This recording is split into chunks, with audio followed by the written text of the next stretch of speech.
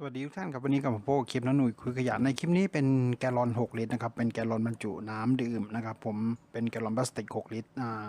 ซึ่งหลังจากเราใช้น้ำข้างในหมดแล้วนะครับเราจะนำมาทำของใช้ภายในครัวเรือนกันครับจัดเก็บถุงพลาสติกกับโอเคครับติดตามชมกันนะครับจากแกลลอนพลาสติกครับน้ำดื่ม